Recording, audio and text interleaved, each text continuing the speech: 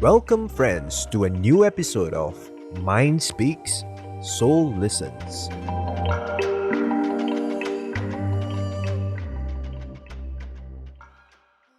The views and opinions expressed by the speakers in this recording are solely based on their own individual perspectives and experiences. They form only part of the truth, and we strongly encourage listeners to form their own conclusion based on their own living experience. Alright, welcome guys to this latest episode of The Mind Speaks and the Soul Listens. In this episode, we have a sister from the United States. Her name is Stephanie. She joins us on this podcast episode where we talk about everything spiritual in nature and also about other topics that a normal seeker on a spiritual path would ask and think about. So so Stephanie, maybe you can have give us like a short introduction about yourself and how you got onto this path. Yes, thank you so much for having me. Well, how I got onto this path was meeting Ishwa in 2012. And but I was always seeking, even as a child. I grew up Catholic and was introduced to a lot of saints in the Catholic Church, and that always fascinated me, how these saints have this devotion to God. And then I kind of got away from being, religious or going to church, and I was reading all these self-help books and The Power of Now, and so I read for many years many books. And then I kind of was done with the books, and then Ishwa appeared, and I didn't know much about Sant Mat at all, or hardly, just a little bit from the people that I've met, and maybe a few years before. But when I met him, I felt this love and this pull, and then it was clear that I wanted to be initiated, even though I didn't really know what that meant either. So maybe that's a short introduction. And here I am with you guys talking about it. Great. Amazing. And I'm sure in this conversation that we're going to have right now, you have prepared some questions, or maybe we can talk about some topics that you have always talked about, and let's just have a casual conversation on this topic of spirituality. Yes. So one of the questions I always have is, as a spiritual practitioner, the focus is on love and surrender, and it always seems it's possible to experience that love and bliss at moments, but there's so many ups and downs in life that it seems like an effort to stay there. So even an effort to remember the 5 holy names, and an effort to remember the master and remember the love, it's like life drags you back out of that bliss. So my question is, how can one stay there like the masters do? They're able to stay in this love, appreciation, and bliss 24/7. At least I think they do. Yeah. So from my direct experience, like you said, right, the nature of life is still a lot of ups and downs, right? Even though after initiation, after some grace that given to us directly from a living master, we still have to go back to face up and down of our life. And at the same time, master give us a method where we can feel the connection from inside as well when we're not with the physical master. So master give us the holy names to recite. Master give us meditation, the way we can meditate on the form of the master and the formless of the master as well. And master also give us contemplation on our memory that we have with master, and expand that more inside, right? So I feel a lot of us don't take master suggestion during the initiation seriously. That's why they miss the point. They're thinking that okay, when you go to get initiation from a perfect living master, and in the scripture or in the book say, oh, your journey has end, right? But when we go back home, we feel no, this is not end. Suffering still come, right? So the ups and downs still there. So that's why we should really take master suggestion very seriously when we go back home. Okay, when we receive grace, now we have to make use of the grace. Okay, so recently I just have intensive meditation retreat here. There are 3 people come and 2 international guests. One of my guests come from America, and after the retreat he go back to Philippines to visit his family. He called me when he reached Philippines. He said, Sister Nay, something happened to me that I changed. I said, what changed? Do you look better or anything? He said, no. I feel my inside had changed. He said he feel a lot happier, content. And he said that he used to be angry or upset very easily. At the airport, even though he late for the plane, right? He checked in late and he had to go through the scanning. And he said at that time he was so happy. And then some people, like five people, which they are Indian, just cut the queue. And he said if it's all him, he will approach and have fight with them. But he said to himself, right, that he came to this meditation retreat. He received a lot of blessing and grace, and he want this continue to flow inside him. And he feel with one moment of anger, we just pull him away or cut him off from this flow of blessing and grace. So he realized that, and he said to me, Sister, I want to continue this for always. How should I do that? I said, well, when you love someone, when you always thinking of somebody and want to be in the company of that one at all time, you don't feel that's time and space, because this love is actually come from the soul. From one soul to the other soul, there is reunion, there is connection there. And this connection given to us at the time of initiation. Because Master connect Master soul to our soul, to individual soul, and pull this soul go back to our true home. So therefore, if in daily life you be able to think of Master always, all the time, 24/7, then you don't feel the ups and downs of life.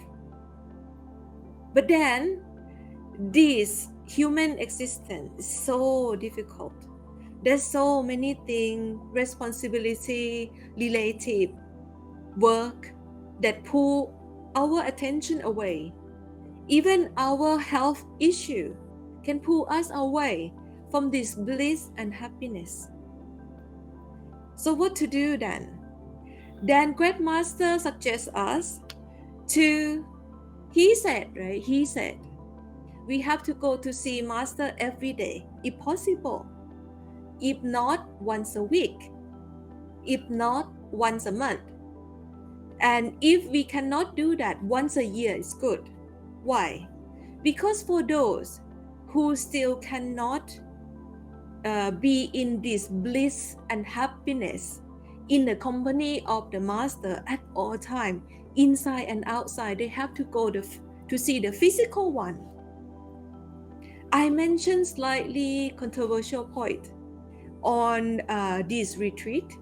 I say to this brother saying that, whatever Great Master told us, I have direct experience that I feel after 6 months, let's say, if I didn't see Master or didn't have any contact, I don't write email to him, I never hear from him, or I never see him, I'm not even listen to his spiritual discourse, then I feel my life been dragging back to the old habit, old pattern of karma, the same old suffering. Okay? And grace withdraw from us like 30%. But if 1 year I miss the opportunity to go to see the physical master, and I don't make any effort to meditate or to think about him or read books or connect with anyone from the spiritual circle, then the grace withdraw from 50%, okay, already halved. But if in a period of 2 years, I don't go to see Master at all, I don't connect with anyone from that spiritual circle or hear Master teaching at all, grace will withdraw 100%.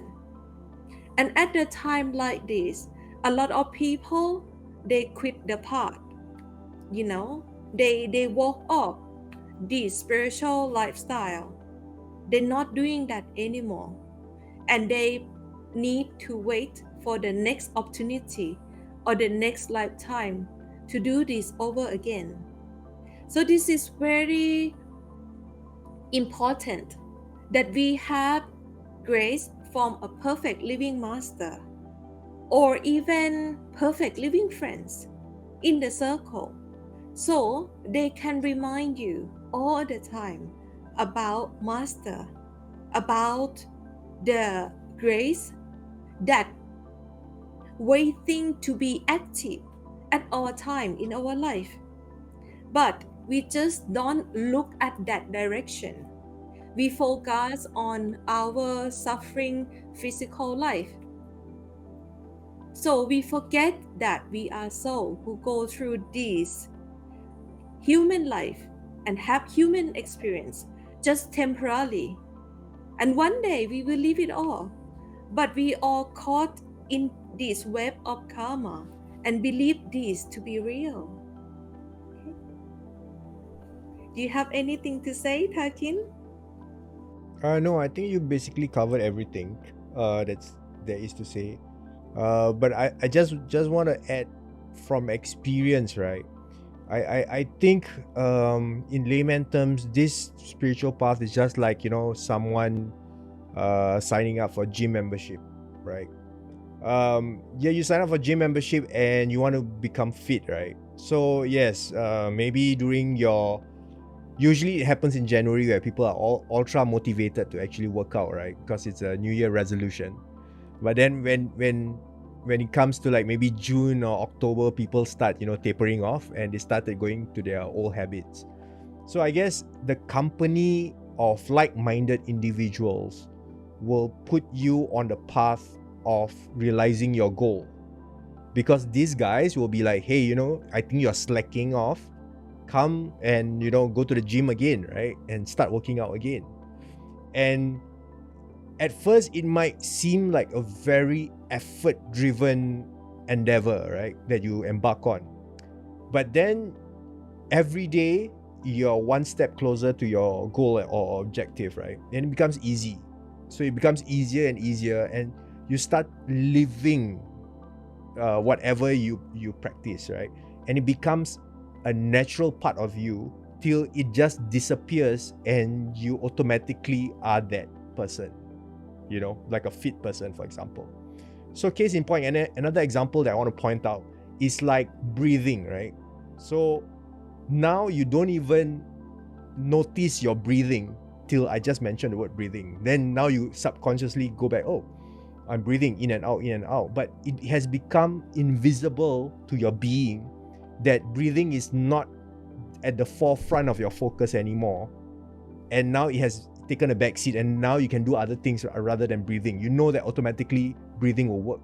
So I think it goes the same with, like, the Simran, or remembering about the master, or putting your own life in view of, like, oh, I dedicate everything to the master. It's just a natural occurrence, but it has to take place with an effort-driven endeavor or process till it becomes natural.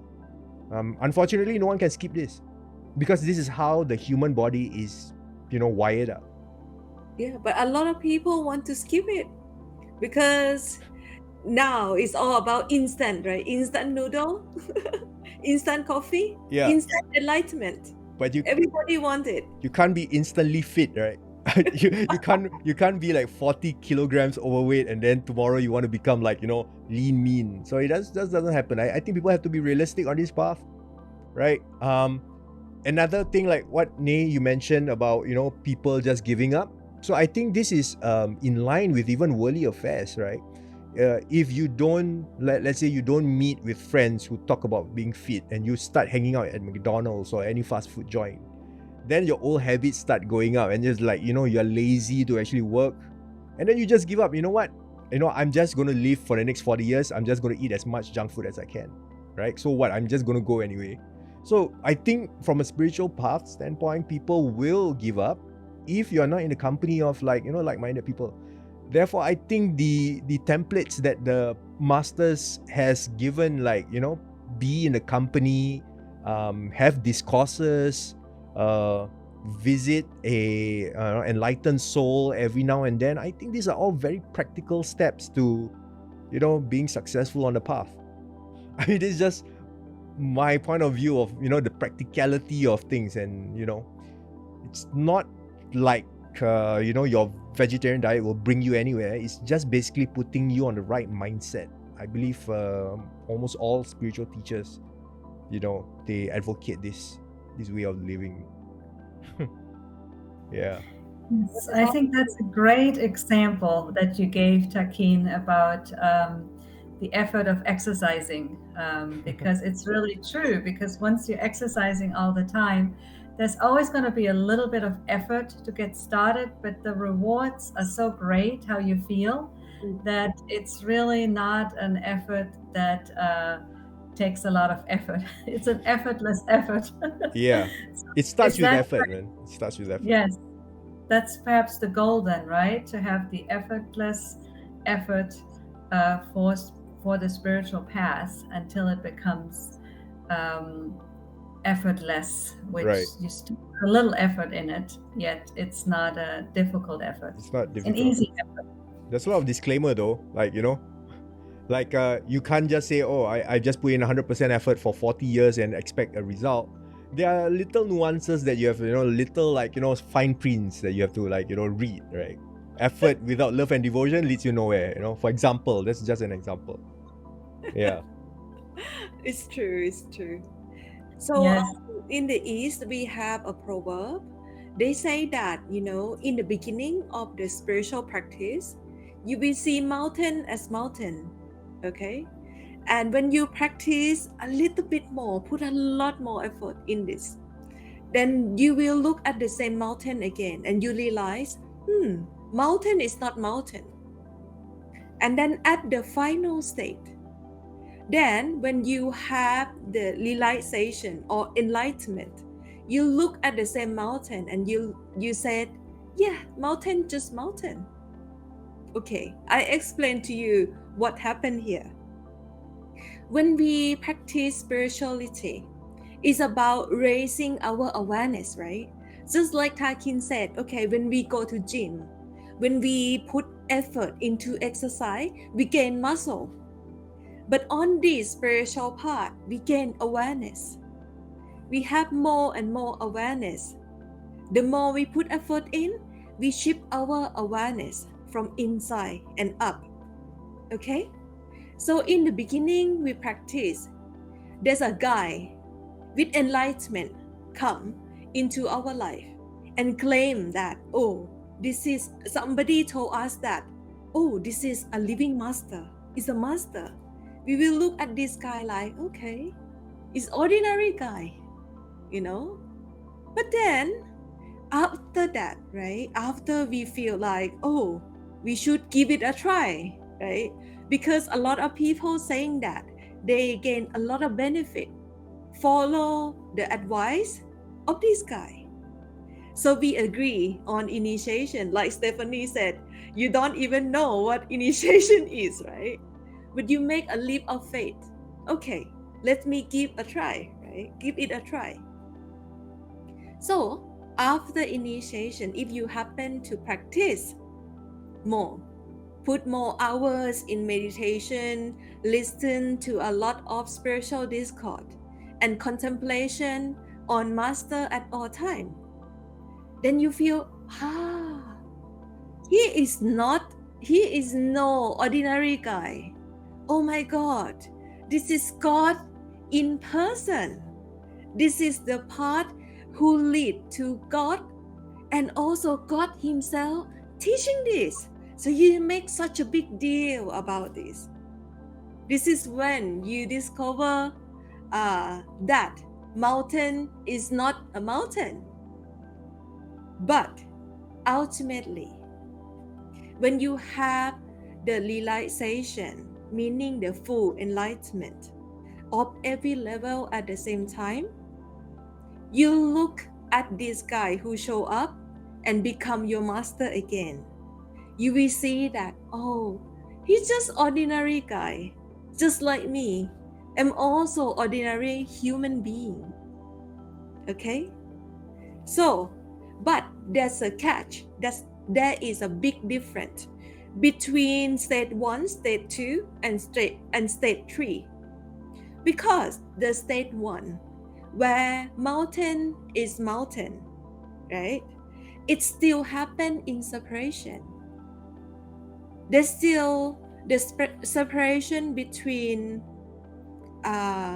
master and disciple at that time. And the second one, when mountain is not a mountain anymore, when you feel that master is like God to you, at that time, there's also still separation, okay, between master and disciple. But then on the state 3, where mountain is a mountain,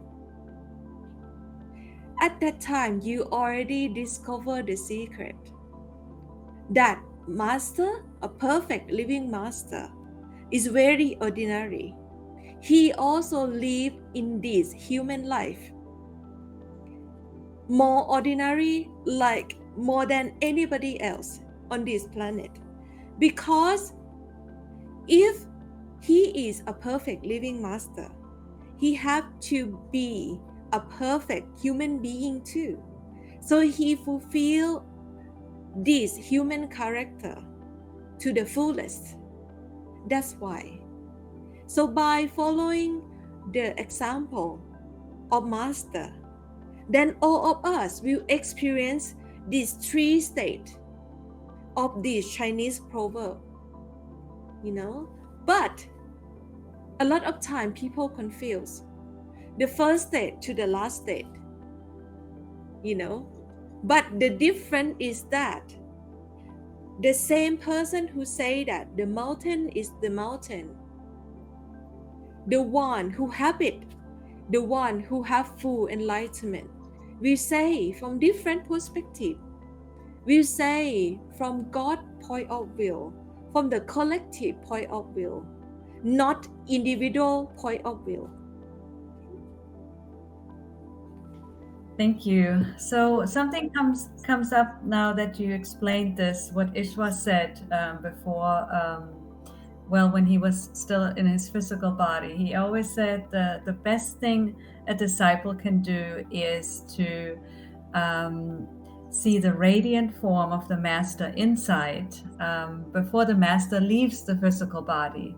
And that always really fascinated me, because he even talked about he was able to see the great master on the outside, like I'm seeing both of you right now. And so that seemed like amazing, an amazing goal to see the physical form of your master that has departed on the outside, and you can speak to that physical form after the master departed. So then my next follow-up question would be, if you have not received or seen the radiant form of the master, and also that maybe it's a twofold question, how do you know it's the radiant form of the master that you're seeing? Because he always said to first imagine the master, and now we've seen all these videos of Ishwar and all these satsangs. It's like, am I seeing the radiant form? Will you know when it's the radiant form? And is the goal to see the master even on the outside, or is maybe what he meant seeing the master on the outside, it's like finding a new master? Maybe he has found a new body he kind of go into, and then still is with us. So I hope I make sense. But so it's like, would we need like a new outside master to verify if we're even seeing the radiant form? Or once you see the radiant form, you really are 100% clear that that's what it is? Okay, you can go first. This is a very popular topic. Yeah.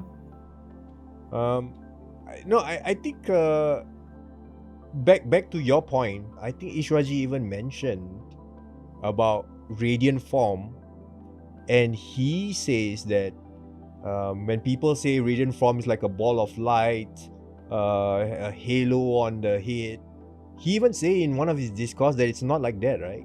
I mean, if he says it's not like that and he can see Great Master, then what is he talking about, right? So I don't know. I mean, I can't say for Ishwarji's perspective because I didn't live that DVD character as Ishwarji. But I can say from my perspective that when you say radiant form, right, it means the radiance of the master showing its presence in front of you, right? Let's put it this way, right? Whatever that you can see visually is light, right? How it manifests in any form, it's up to your interpretation. So for example, if you say, let's say you watch a YouTube video on your phone, people can say, oh, that's Ishwarji actually talking to me, but he's no more here, right? But so here's the thing. Why, when watching a video of a master that you have seen physically, this is the important part. You have seen physically and you have interacted on a human level physically. Why is it that when you watch his old videos, you feel this connection with that person? That's the thing that you should be asking. Instead of, if I can see, you can just, your mind is so powerful that it can project almost anything, even with this amazing tool that we call imagination. So you can even imagine Ishwarji in this three-way conversation, right? Sitting there silently and observing, right? You can just do that almost instantaneously, right? But what masters advocate is, when sometimes you get too engrossed of using your imaginary projection, right? It becomes dangerous because then your mind can distract itself by, oh, now I want to place master on top of the door. Now I want to place master like below my chair. You get what I mean? Because it's so powerful that you can project almost anywhere. Then you have lost the essence of that connection, because now it's then you, because I'm now projecting instead of the master appearing. So the next question is, how can the master appear? So I usually use this thing called coincidence. Like when I think of Ishwarji, like, hey, have a conversation in my head, right, about some random things, and then suddenly I receive like a text message from somebody that just answers my question, but this person is not Ishwarji. But if you go in and dissect this person, oh, this person is not Ishwarji, therefore it's fake, then you have lost that, communication channel. Because guess what? He talks to you 24/7, almost like chattering with you, right?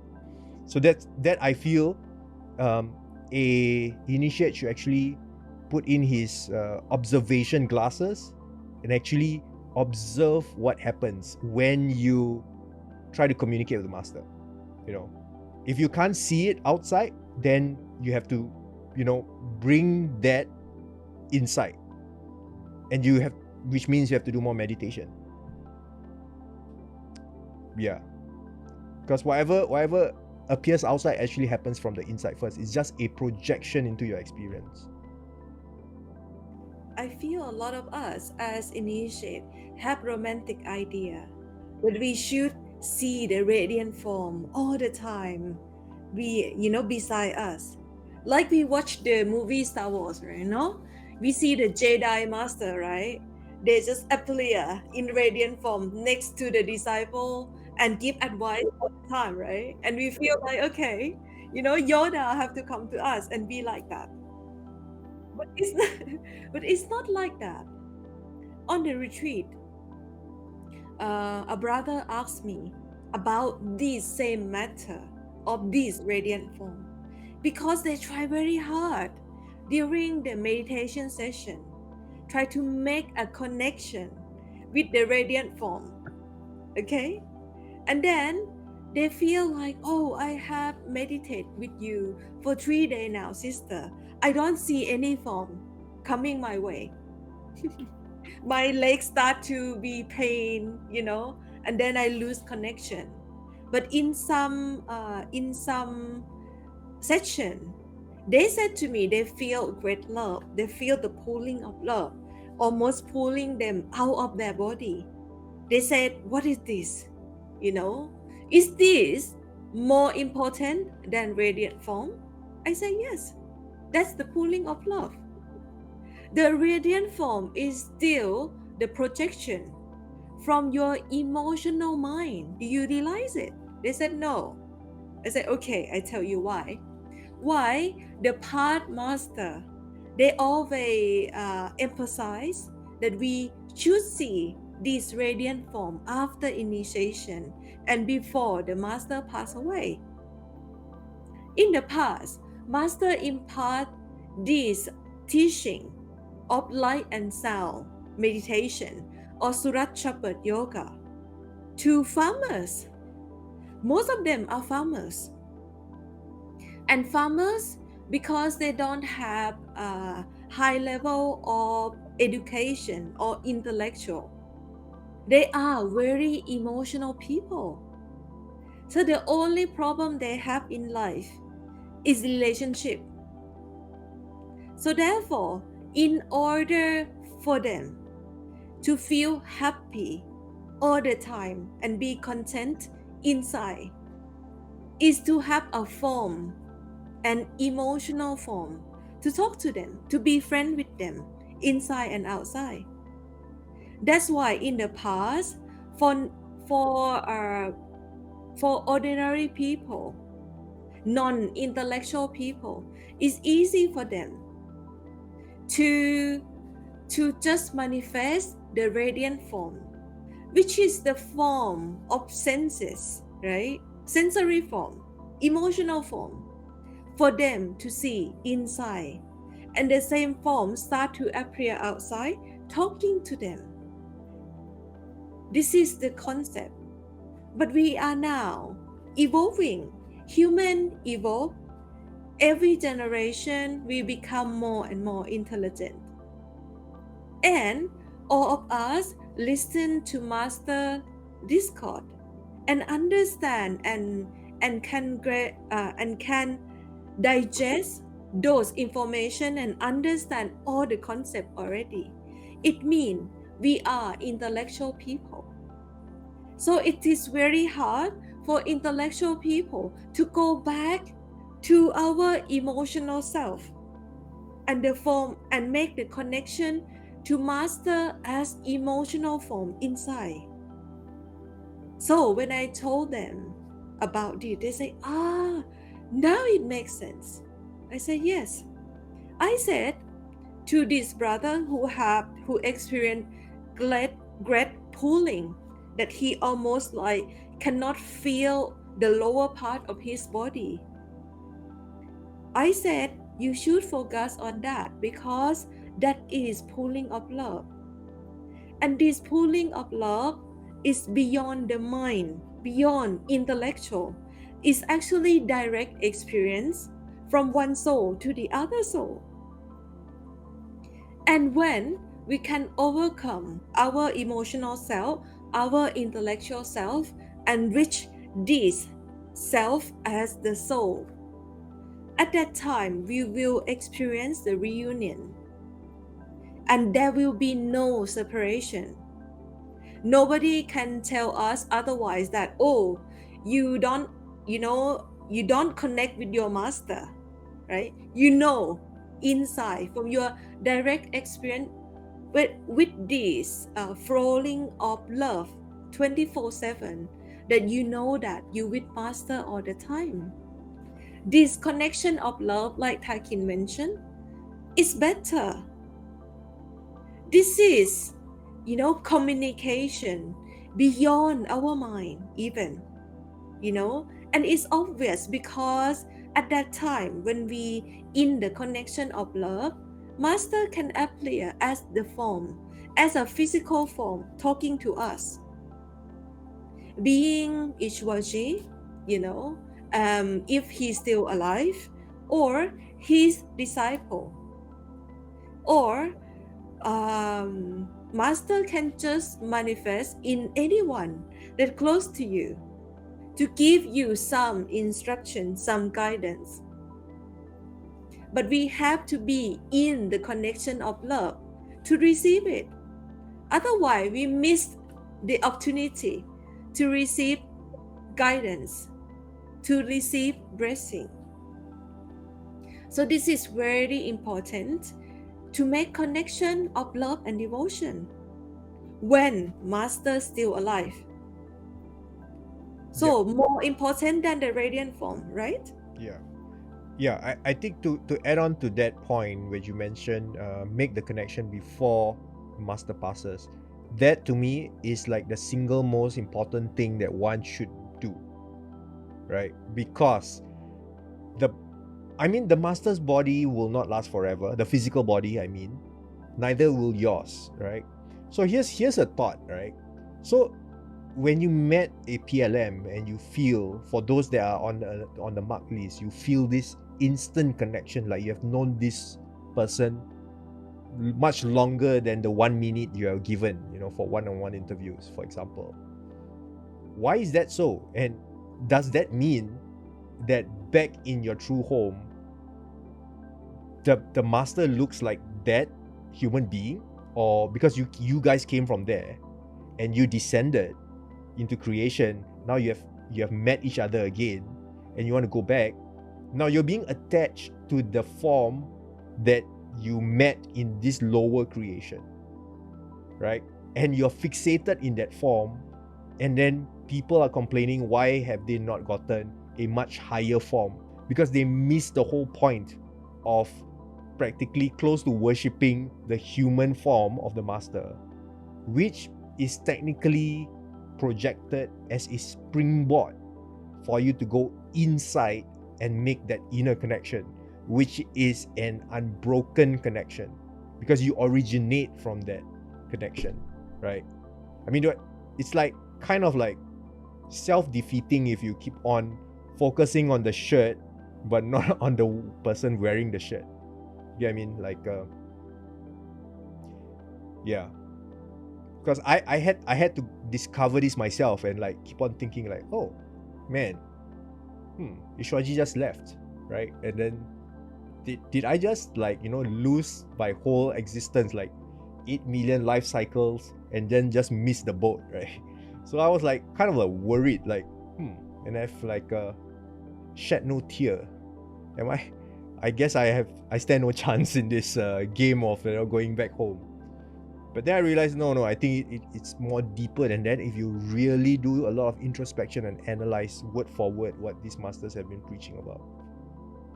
And that's all I can share. So Stephanie, you got anything, any inputs? I mean, you practically just talking Yes, here, giving you that was silence. very powerful. I mean, I don't know if I have any questions left after that. That really helped me because I think I realized that our mind is attached to the protocol, right? It's from the books, and this is how it should be, versus really it's not even a feeling, but it's like a knowing. Yeah. But then the mind says, well, you should see the radiant form of the master, even though you're feeling the pull and you're feeling the love. And so it's to get the mind out of the way. Yeah. So it's the other thing that comes to my mind just in this moment is Ishwa always said, master is a friend first and a master second. But a friend to me is always somebody who's very accessible, right? If you have a friend, you can call them anytime, you can, go out to eat, you can, have fun. But with Ishwa, it was, we had a 2-minute time to talk to him. So, and then also we knew that he was God in human form. So then you have this respect and you're like, I can't just be like I am with my friend because that would be disrespectful, So it's like, I'm curious what he meant. And then, now that his physical form is gone, but I also realized, well, just in that conversation, because when his physical form left, I thought my life ended.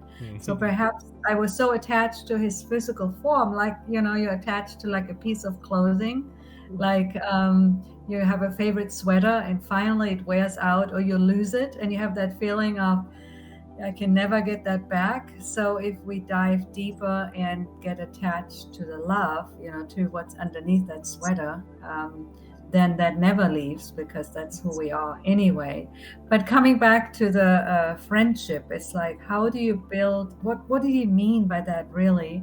If you cannot build that human friendship because he has so many people to deal with, like he couldn't even answer an email, like sometimes the emails weren't even answered. So, and then now that he's left, and do you now find a new master that you can develop that friendship with, rather than just, or just develop it on the inside, on the astral plane? So I don't know if I make sense, but that's kind of what's coming through right now. It's very good question that you ask this way. Very relevant. Yeah, because you said that, okay, then you cannot feel that friend first, master later, right? Because for you, when you come in, right, this relationship is like master is master first, and before you make the connection of that friendship, he left, right? So okay, so in this way, right, I think the straightforward suggestion should be find another friend to form that relationship, because you now already have the elements of a master. What missing is a friend. Okay, so, and you can have as many friends as you want, doesn't need to be one, because now you know that master is in everything and in everyone. Okay, once you recognize who is the master, then naturally you can recognize who is your true friend as well. Yeah, and it's kind of funny when you mention that, because I'm practically like mirroring that experience that you have, Stephanie, and then I realized, oh my God, he just compressed my whole spiritual evolution, right? In that just 1 minute of meeting him, because he did mention, right, when a PLM or Perfect Living Master sees you and make connection, direct eye contact, that's the end of your journey, right? So that's true. I mean, he did his job, then on the check mark it's like, tick, I've done my job, that's it, right? And now you're just left there with maybe 40-50 years of life left as a human being. Go handle it, enjoy the experience. But our mind do not want to believe that. Our mind says, no, this is too easy. This is like, man, that's it. That's 8 million years, and this is just, that's the end. How can this be? What about Mr. Misery in my head, right? Mr. Suffering, who's going to take care of all these people, right? So there you go on like, no. I'm not going to leave my Mr. Misery and Mr. Suffering behind. I'm just going to bring them along. Yeah, you guys are not going to be left behind. I'm going to bring you guys along. Yeah. Therefore, you go through this whole vicious cycle of trying and effort-based, right? Missing the whole point, but it's just to tire yourself. Because at the end of the day, it's just about, enjoy the experience. And like Nay mentioned, yeah, you already settled your account with, being reborn. You already have the ticket back home. Now find fellow passengers in the plane that you can talk to, right? You already boarded the plane with the pilot there. And the pilot obviously is not going to talk to you anymore because he left, right, into his cockpit and locked the door. So all you have to do is just talk to the fellow guy that's sitting beside you, like, hey, how's your journey so far? How's meditation been? Right? So yeah, you create friendships based on that. Yeah, that's because I feel, right, what missing that Ishwaji should mention more is like, okay, master is friend first and master later, and after that also friend. Three steps. Yeah. Not two. Yeah. Friend, master, and friend. Right? Yeah, friend, master, and friend. The master part is just like, to me, it plays that very small role but very important role in a human experience, right? Because let's be practical, right? Let's say Ishwaji has like 1,000 or 10,000 followers, right, or disciples. How is he going to divide his time equally among these 10,000? To be fair, right? It's not going to happen. I think Ishwaji did mention to you, Nay, that yes, physically we can't be together, but on the inside we are always together. That's the beauty of this relationship. Because right now, even though he has passed 2 or 3 years ago, we are still talking about him. How amazing is that? We don't talk to people. I don't talk about my past relatives that has just passed, right? I don't even mention their name. But yet this guy, I mention every day. Like, so it's kind of insane to me. It's like, yeah, this is an unbroken connection, You always be part of my human experience, although physically you're not. But, on all other levels you are. Yeah, So- even among my friends, right? When I check my phone in the morning, I will read this name, right? Ishwapuri, right? Yeah. For 10 times or more Yeah. on my text. Yeah. So probably I make a lot of friends on the same trip. Yeah. Going back home. Yeah. I like to talk to the frequent flyers because they have been through this journey many times. So I'm like, hey, you know what? I'm new here, this is my first maiden trip, on this airlines to, through home. So how have you been? I see you're a frequent flyer flying business class and stuff. So seems fun, right? Tell me more about destination. So that's how I keep my sanity. Yeah. And yeah. Yes. That was very freeing, because now I realized I actually had a friendship with Ishwa, because when I met him, I was like totally innocent. Like I didn't know who he was, and I asked him worldly questions. And then, I met him then for initiation, and I saw everyone, holding their hands and bowing. And then I got like into this master mode. But then throughout the years, when I met him, I always had more worldly questions than spiritual. And then in hindsight, and this is what's so freeing about this conversation, then I thought, I should have really had more spiritual questions. Why did I have all these worldly questions? But perhaps I had this friendship, because with a friend, you ask them worldly questions. A true friend, you call for help when you need help. So perhaps I had that friendship, but my mind distorted it and said, well, regret it, because you should have asked him about the higher region, and you should have asked him about, Yeah. Sachkhand and going home, and you failed, you missed the boat. But it's really just the mind trying to jeopardize what actually was a friendship, because he always helped me answering those worldly questions that I had. So thank you for this conversation. That's amazing. Then you have it. Friend first, master later, and then friend again. So you Hmm. have it. That's amazing. And may I ask some more questions? Because now Sure. that I'm freed of that, more flowing You will out, flow out. Yeah. flowing out. So I'm wondering the sound current when we listen to it in meditation. There are some places that when I meditate, that it's always 100% guaranteed easy, immediate sound current experience. And then also that the sound current often changes. And I'm wondering if you're not a visual person, like some people have these visions in meditations, but if you have more that feeling, that pull of that love, and the sound current seems to be changing, does that indicate you're like in the higher regions without seeing anything? So it's a twofold question. One is, why is in some areas that you sit and meditate, it's such a pull versus other areas, and then why does the sound current have a different sound? Is that a sign of evolving, perhaps? Okay. So, okay, answer the first question first.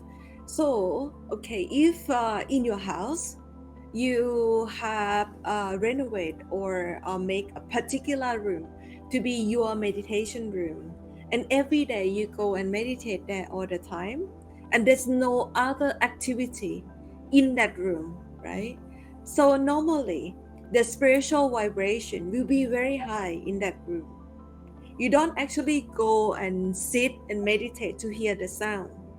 Even you walk in the room, right away the wave of this spiritual vibration will hit you, and this will create resonance inside you and may translate as the inner sound for you to hear. Okay, where if you go, let's say, to a mall, you hear nothing, you don't hear inner sound because it's so busy and there's no spiritual vibration there so much. That's why you cannot hear the inner sound at that time. So it's also very important that we form a habit to sit and meditate at the same spot in a house. Even in your bedroom, find a special corner that you sit and meditate there all the time. And when you sit in that corner, because we are creator of habit, right? As our mind make us to be that way, when we go there, we will start to feel peaceful and easily withdraw our attention up and hear the inner sound. And if you cannot doing that, and these spiritual vibrations scatter in your house, it's also gonna be hard for you to hear this sound, this pulling of the soul.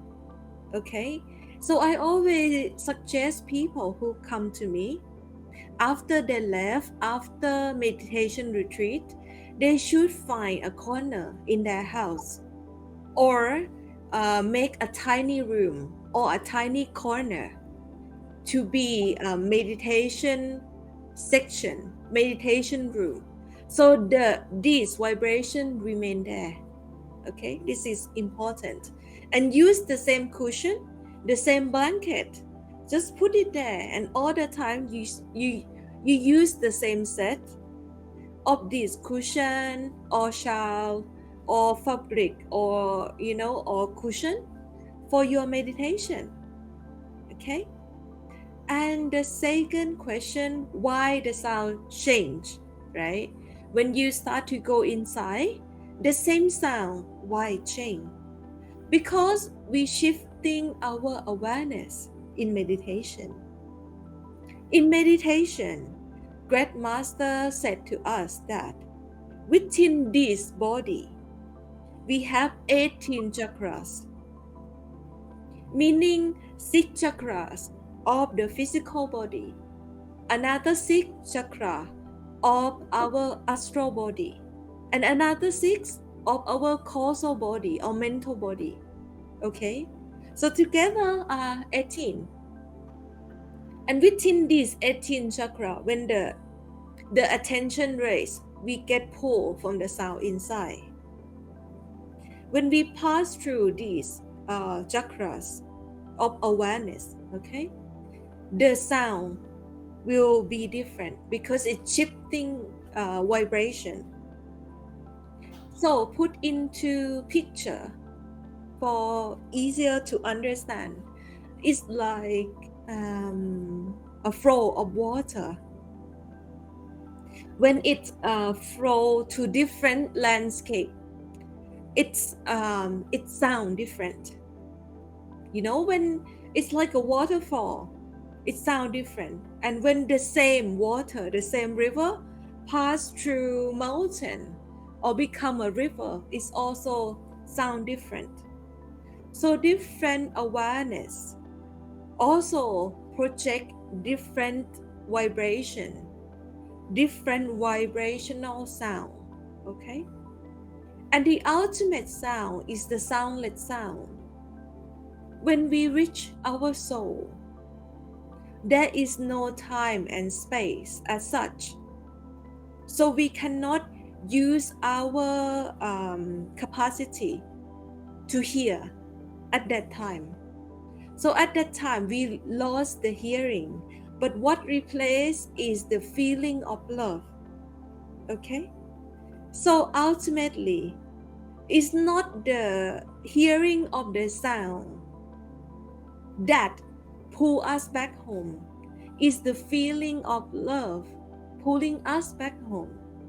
So practice of love and devotion is actually more important than keep listening to the inner sound and don't understand what it is.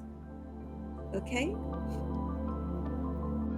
That's it for today's episode. If you'd like to listen to more content like this one, please follow and like our channel. Links can be found in the description.